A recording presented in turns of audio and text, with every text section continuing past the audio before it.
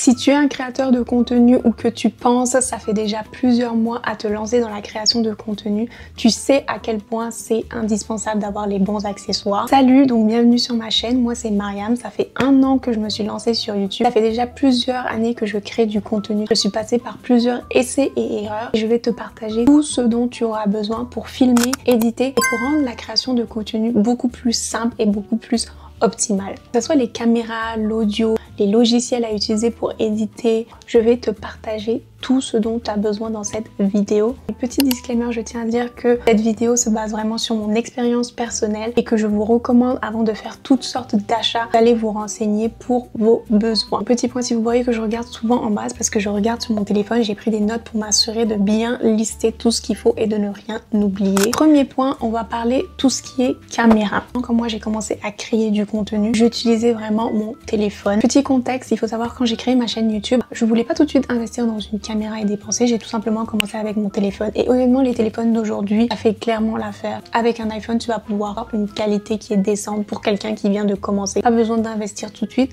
Honnêtement, je voulais voir à quel point j'étais consistante avant d'investir dans une caméra. Je pense que si la création de contenu, c'est vraiment quelque chose qui vous passionne et que vous avez envie de vous lancer dedans et que vous prenez ça au sérieux, c'est vraiment important d'avoir une caméra parce que la qualité est tout simplement incroyable. Et il n'y a vraiment rien de mal tout simplement à commencer avec un téléphone parce que la qualité est quand même bonne dessus. Moi, la caméra que j'utilise maintenant, c'est la caméra Sony ZV-1. J'avais fait une première vidéo sur ma chaîne pour vous parler de la caméra Sony ZV-1. Là maintenant, après presque 1 an d'utilisation de la caméra, je vais vous partager mon avis, les avantages et les inconvénients par rapport à cette caméra. On va commencer par les inconvénients. Donc premier inconvénient, c'est que la caméra ne vient pas avec de flash. Si vous êtes quelqu'un où vous voulez vraiment avoir une caméra pour prendre des photos, je ne vous recommande pas la caméra Sony ZV-1 car elle ne vient pas avec un flash et je trouve que ça, c'est vraiment dommage pour quelqu'un qui voudrait prendre beaucoup de photos. La qualité de cette caméra, elle est vraiment bonne pour les photos en journée. Par contre, c'est possible de trouver des flashs externes qui sont disponibles sur Amazon. Et d'ailleurs, avant d'aller plus loin dans cette vidéo, tous les accessoires que je vais mentionner seront disponibles dans mon Amazon Storefront. Je vais laisser le lien dans ma bio si vous êtes intéressé. Mais à vrai dire, je dirais si c'est pour acheter un accessoire externe, autant tout simplement acheter une caméra qui vient avec un flash intégré. Comme je vous dis, si vous êtes quelqu'un où vous prenez beaucoup plus de photos, la caméra n'est pas nécessairement la meilleure pour prendre des photos, en tout cas en soirée. Sinon, en journée, je dirais que la qualité est quand même incroyable. Deuxième point négatif, c'est la stabilisation. Il faut savoir que si tu veux utiliser cette caméra pour vlogger, c'est vrai que la caméra vient avec des options de stabilisation. J'ai déjà essayé d'utiliser ces options-là, mais je trouve que les options ne sont pas vraiment efficace. Si t'es quelqu'un qui vlog beaucoup, qui marche beaucoup, prend sa caméra et tout, je pense que c'est pas une caméra qui stabilise facilement, il faut vraiment pas bouger. Donc si vous pensiez à faire beaucoup de vlogs, vous allez beaucoup montrer des choses dehors en marchant, en parlant, beaucoup bouger, c'est pas nécessairement la meilleure caméra pour ce point-là. Troisième point négatif, c'est la durée de vie de la batterie. Je pense que si t'es quelqu'un qui fait beaucoup de vidéos comme celle-ci où tu parles, je pense que la batterie dure environ 30 à 45 minutes maximum. Je peux pas vraiment faire de comparatif avec d'autres caméras pour savoir si les autres caméras ont une meilleure durée de vie de batterie, mais en tout cas avec cette caméra-là, j'étais quand même choquée que tu as juste 30 minutes de batterie ou 45 minutes de batterie, surtout si tu es quelqu'un qui va faire beaucoup de vidéos où tu parles. Ça, c'est un des points négatifs. Mais par contre, pour ça, tu as vraiment une alternative qui est très simple. C'est que moi, dès que j'ai eu cette caméra, je me suis acheté des batteries externes. Donc 3 batteries externes qui sont rechargeables. Comme ça, dès qu'une batterie se décharge, je peux la changer automatiquement. Et la deuxième option qui est vraiment pratique pour quand tu fais des vidéos où tu parles et que tu n'as pas envie d'arrêter ton processus en cours, tu peux tout simplement brancher ta caméra directement à la prise pour éviter qu'elle s'éteigne.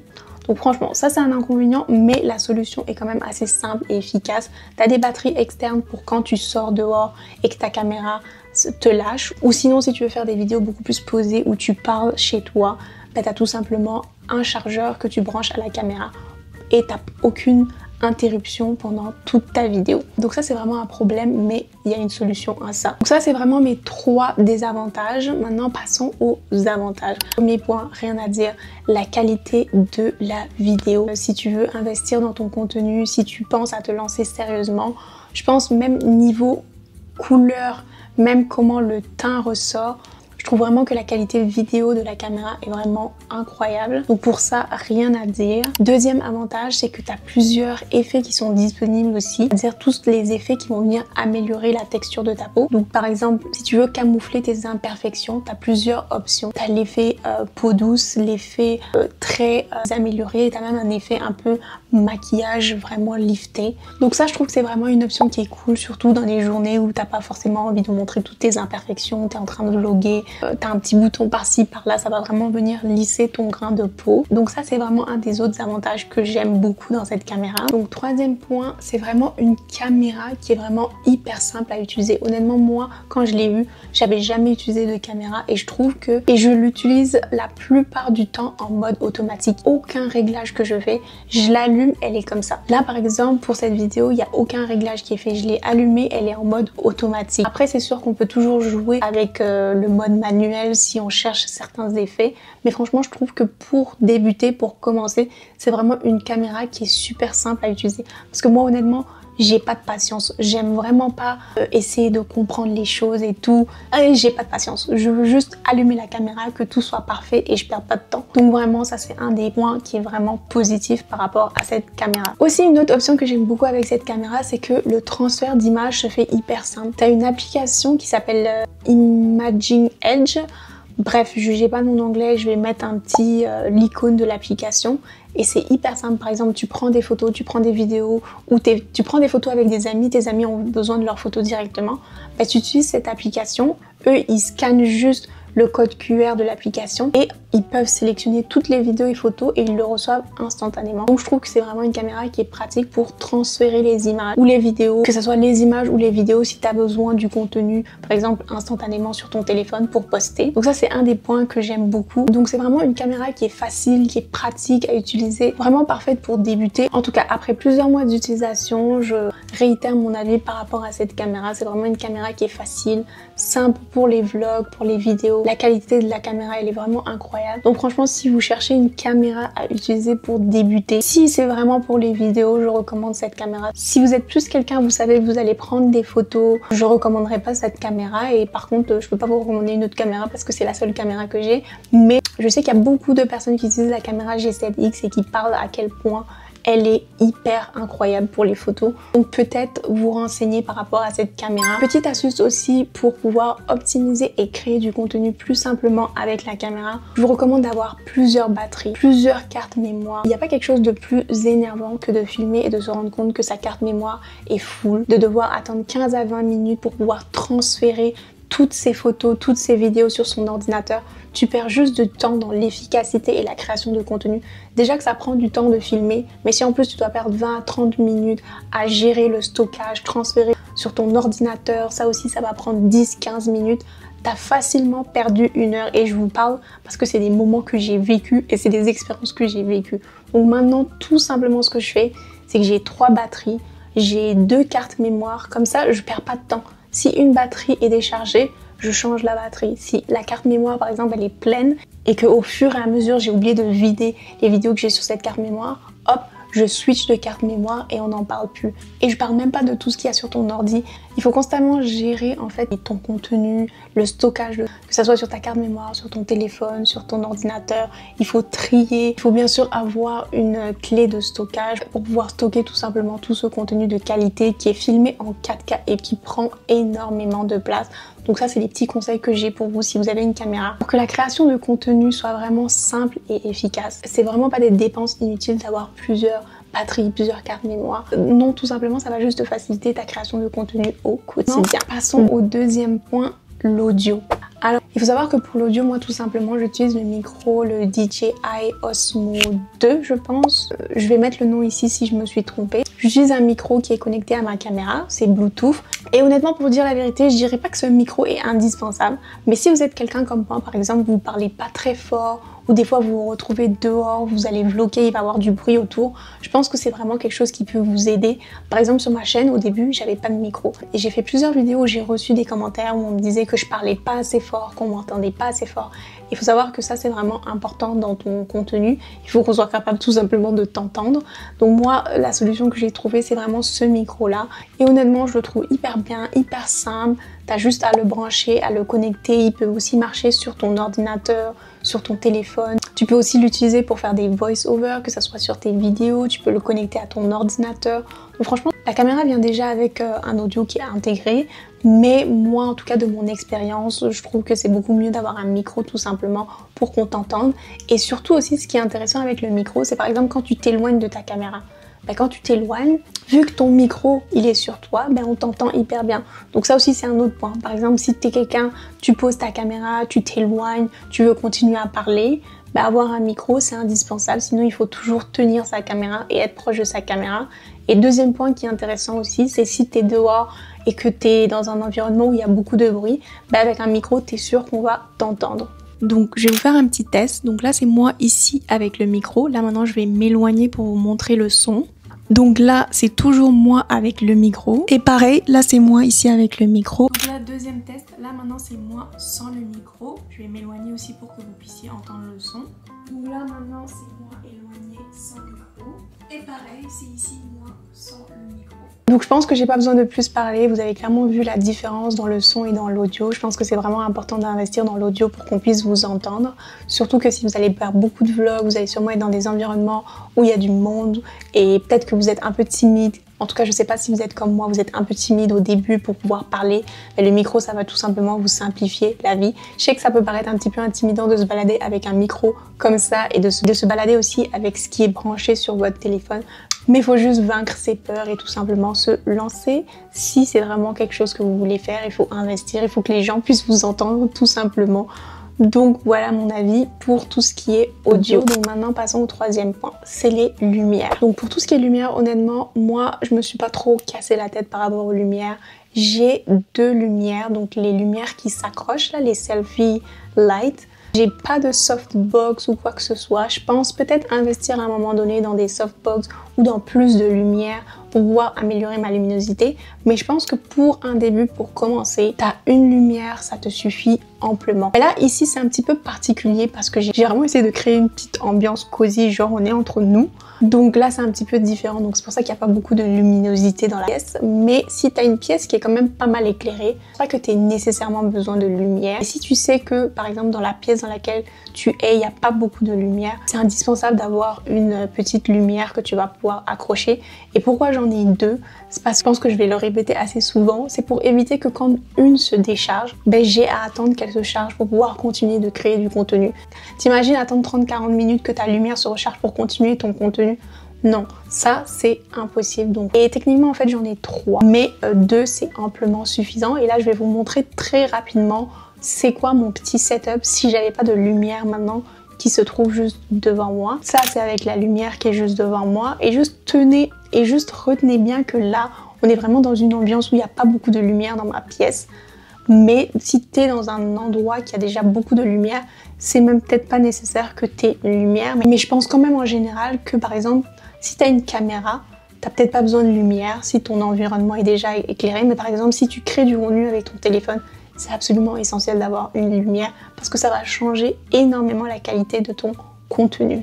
Maintenant, je vais éteindre la lumière juste pour vous montrer c'est quoi la différence. Donc ça, c'est sans la lumière. Mais comme je vous explique, là, on est vraiment dans un contexte où j'ai abaissé toutes les lumières pour donner cet effet cosy. Je vais sûrement vous mettre ici un exemple de vlog que j'ai fait, par exemple, quand toutes mes lumières sont allumées ou quand je suis dans une pièce avec une lumière normale pour vous montrer à quoi ça ressemble. Mais clairement, je vous dis, avoir une lumière, franchement, c'est indispensable et ça coûte genre 15-20 $. Surtout si t'es quelqu'un, tu crées du contenu avec ton téléphone, la qualité est un petit peu moins bonne que sur une caméra. Ça va vraiment changer la donne. J'essaye aussi au fur et à mesure de m'améliorer sur comment je mets les lumières, comment je les place. J'ai pas encore tout compris, mais là par exemple, ma lumière, elle est pas au maximum parce que je veux pas non plus m'éblouir. Donc c'est vraiment important de comprendre où mettre ces lumières, où les positionner pour pas que ça soit trop éclairé, pour vraiment donner une vibe qui est naturelle et pas juste avoir une lumière comme ça au-dessus de soi où tu es juste tout simplement éclairé et qui rend pas ça naturel. Je pense que c'est un point qui est important à retenir avant d'acheter plein de lumières, c'est de tout simplement savoir quelle lumière il faut acheter, où les positionner aussi.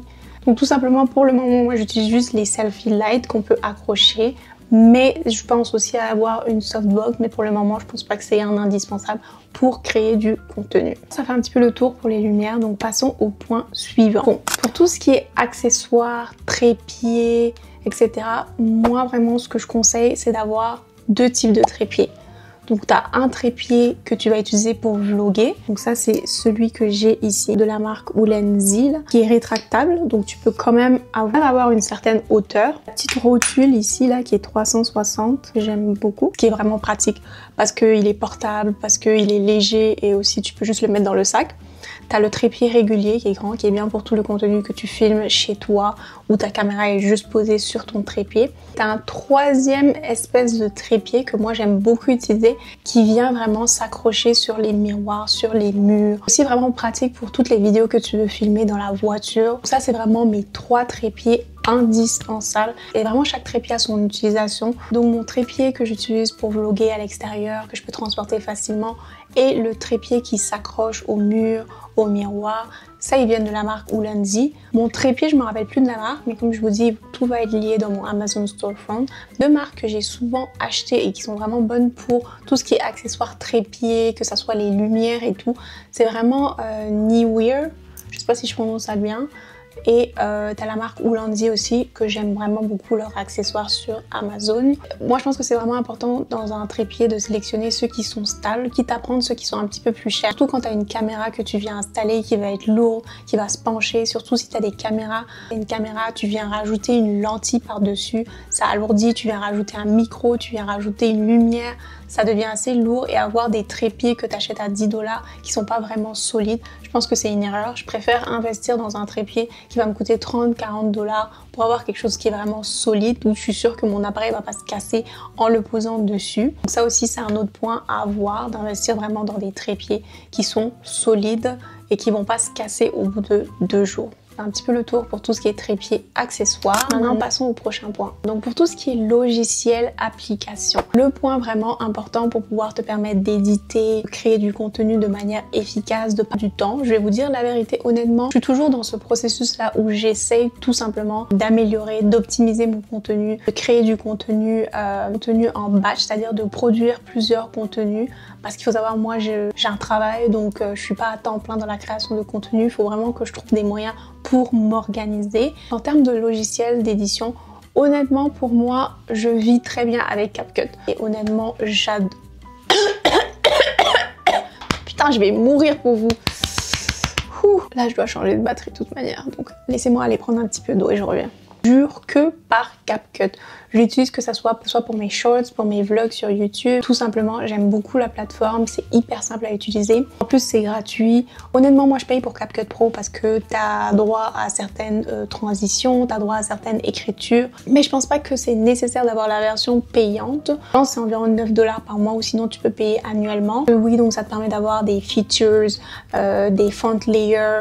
Mais par exemple, pour les font layers, tu n'es pas obligé de prendre ceux de CapCut. Tu peux tout simplement en télécharger sur des sites qui te donnent gratuitement et les insérer sur CapCut si tu veux pas nécessairement payer pour avoir certains fonds, certains layers, certaines écritures qui sont plus cool. Un des points aussi qui va vraiment consommer dans le temps pour créer des vidéos sur YouTube, c'est vraiment de trouver des musiques. Il faut savoir que quand tu commences à créer des vidéos sur YouTube, tu te rends compte très rapidement que si tu veux mettre des musiques qu'on utilise, c'est-à-dire les musiques qu'on écoute à longueur de journée et tout, tu peux pas les mettre en fait. C'est des musiques qui sont protégées par des droits d'auteur et sinon YouTube va détecter que tu as utilisé une musique qui est protégée par des droits d'auteur et ce que ça implique c'est que si tu postes ta vidéo, tu seras tout simplement pas monétisé en utilisant ces musiques-là. Un des gros conseils que moi j'ai à donner pour le choix des musiques, je vais vous partager dans mon lien en bio là où moi je vais trouver mes musiques et qu'est-ce qui m'a vraiment aidé. Ouais, donc moi j'utilise SoundCloud pour le choix de mes musiques. Il y a certains comptes, certains DJ que je vais chercher et tout.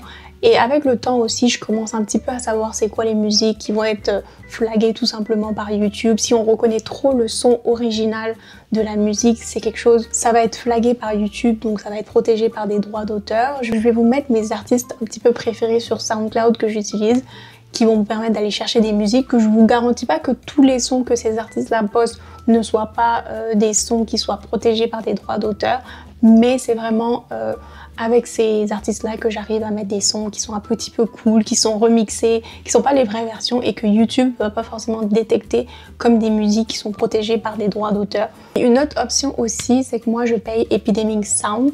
Ça c'est vraiment une autre option qui est cool. Je pense que je paye environ 10 $ par mois et ça c'est vraiment cool parce qu'en fait tu payes cette application, tu connectes ta chaîne dessus et tu peux tout simplement utiliser des musiques là-bas qui sont protégées par des droits d'auteur, mais vu que tu payes, ça sera pas flagué. Et c'est vraiment là-bas que je vais chercher toutes mes musiques qui sont un peu lo-fi, un peu jazz, un peu des petits sons tranquilles que tu mets sous tes vlogs, par exemple quand tu fais du ménage et tout. J'ai pas besoin de me casser la tête. Je sais que quand je vais mettre ça dans ma vidéo, ça va pas être flagué et je perds moins de temps. Et franchement, c'est hyper pratique et tout, parce que c'est pas nécessairement les sons que tu connais qui sont flagués par YouTube, protégés par des droits d'auteur. Ça peut être même, tu sais, les petites musiques un peu jazz, un peu club, un peu lo-fi, chill que tu veux mettre.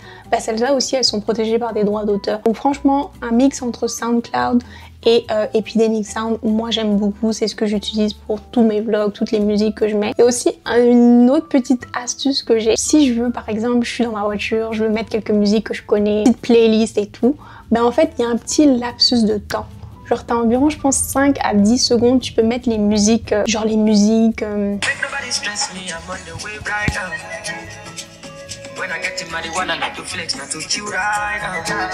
Donc c'est ça, en fait tu peux mettre ces musiques là pendant 5-10 secondes, changer de musique et YouTube en fait va pas détecter que tu as mis une musique protégée par des auteurs. Donc ça c'est un petit truc que je vous partage, que je me suis rendu compte au fur et à mesure en y dédant. Donc tu peux un petit peu des fois jouer sur ça.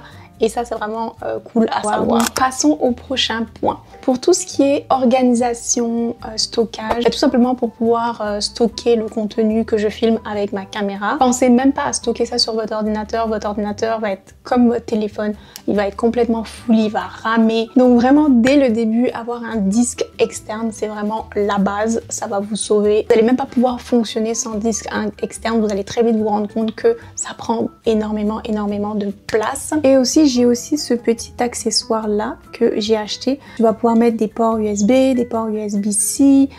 Tu peux connecter ça avec le port USB-C pour ton Mac. Ce que j'aime beaucoup aussi, c'est que tu vas pouvoir venir insérer directement la carte mémoire ici, brancher ton disque externe en même temps et connecter le tout à ton ordinateur. Donc ça vraiment je trouve que c'est un indispensable si tu as un Mac avec un port USB-C, connecter différentes choses en même temps sur ton ordinateur. Pour ce dernier petit point, c'est pas vraiment un accessoire qui est indispensable, je viens à peine de l'acheter, ça fait même pas une semaine. C'est une lentille 24 mm que j'ai acheté sur Amazon parce que j'ai remarqué avec cette caméra que quand je commence à filmer, ça réduit énormément l'écran qui est filmé. Je trouvais que ça enlevait un peu cet effet cinématique qu'on voit souvent dans les films ou dans les vlogs où tu as beaucoup de background autour au lieu d'être zoomé comme ça à la caméra. Honnêtement, je suis encore en train de la tester. Je dirais pas que c'est un accessoire indispensable, mais je dirais que c'est quand même un petit accessoire qui est cool si tu veux vraiment avoir un effet beaucoup plus thématique, avoir beaucoup plus de background derrière. Donc ça, c'était juste un petit extra. Comme je dis, c'est pas forcément un accessoire qui est indispensable. Donc ça fait un petit peu le tour de la vidéo. Pour ceux qui sont arrivés jusqu'à la fin de la vidéo, mettez un petit cœur blanc en bas. Comme ça, je vais voir qui me suit vraiment. Parce que vraiment que cette vidéo vous aura aidé, vous aura motivé à vous lancer si vous pensez à ça depuis un moment. Et n'oubliez pas à liker, commenter, partager et vous abonner. Et on se retrouve pour la prochaine vidéo. Bisous!